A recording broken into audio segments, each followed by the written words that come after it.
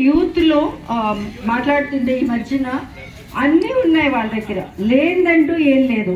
మంచి ఉద్యోగాలు ఉన్నాయి, మంచి చదువులు ఉన్నాయి, మంచి ఫ్యామిలీస్ ఉన్నాయి. పెళ్ళైన వాళ్ళు, పెళ్లి కాని వాళ్ళకైతే అసలు రెస్పాన్సిబిలిటీ, ఎందుకంటే పేరెంట్స్ బాబు నీ బతికేదో నువ్వు బతుకు, మేము మిమ్మల్ని డిస్టర్బ్ చేయు అన్న వాళ్ళు పేరెంట్స్ కూడా ఉన్నారు. అన్నీ ఉన్నా కూడా ఏదో లోటు, ఏదో మిస్ అయిపోతున్నాం అన్న ఒక ఫీలింగ్. ఇప్పుడు మనం చూస్తున్న చాలా సూసైడ్స్ కేసెస్ కానీ డిప్రెషన్ కేసెస్ అయితే మేము ఎన్ని వస్తున్నాయంటే మా దగ్గరికి చాలా ఎక్కువగా వస్తున్నాయి. అంటే ఇంకొకటి నేను ఇప్పుడు ఎక్కువ మంది దగ్గర నేను ఫేస్ చేసేది, సక్సెస్ఫుల్ పీపుల్ దగ్గర కూడా నేను చూస్తా, మోస్ట్లీ సక్సెస్ఫుల్ పీపుల్ దగ్గర కూడా నేను చూసేది ఏంటంటే మెంటల్ ఫెటీగ్ అంటాం. మీకు శరీరం అలసట అవుతుందని అందరికీ తెలుసు, ఫిజికల్ ఫెటీగ్ అంటాం కదా. శరీరం పని చేయడానికి ఇష్టపడము, వెళ్ళడానికి బయటికి వెళ్ళడానికి ఇష్టపడము, అన్నీ చెయ్యము, అన్నీ ఉన్నా కూడా లేజీగా లెథార్జిక్గా ఉంటాం. అది మనకి శరీరానికి సంబంధించినమాట. కానీ ఇప్పుడు కొత్తగా ప్రతి ఒక్కరి దగ్గర మేము అబ్జర్వ్ చేస్తుంది ఏంటంటే మెంటల్ ఫెటీగ్. అంటే అన్నీ ఉండే వర్క్ రొటీన్ గా చేసుకునే పనులు అయితే చేసేస్తున్నారు. రెండోది ఏంటంటే కాగ్నేటివ్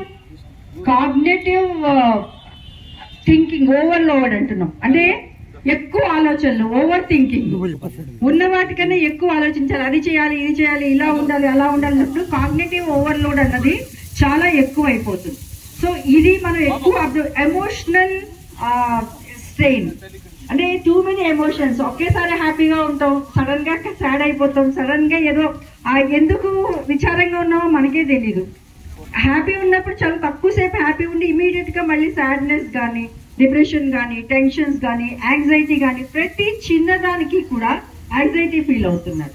సో ఇవన్నీ ఇప్పుడు లేటెస్ట్ గా అబ్జర్వ్ చేస్తున్న లక్షణాలు చాలా మంది దగ్గర. ఏం చెయ్యాలి? ఫస్ట్ అండ్ ఫార్మోస్ట్ థింగ్ ఏంటంటే live in present. Too much futuristic గాని వెళ్ళకండి, పాస్ట్ లోను బతకండి, ప్రెసెంట్ లో ఉండండి. ఎప్పుడైతే మీరు ప్రెసెంట్ లో ఉంటారో చాలా మటుకు ప్రాబ్లమ్స్ మనం సాల్వ్ చేయవచ్చు. ఈ రోజు మనం 79th ఇండిపెండెన్స్ డే జరుపుకుంటున్నాము. దీని ఐ థింక్ లాస్ట్ టైం మనం మాట్లాడినప్పుడు వికసిత భారత్ అని చెప్పి మనకి స్లోగన్ వచ్చింది. ఈ సంవత్సరం థీమ్ ఏంటంటే నయా భారత్.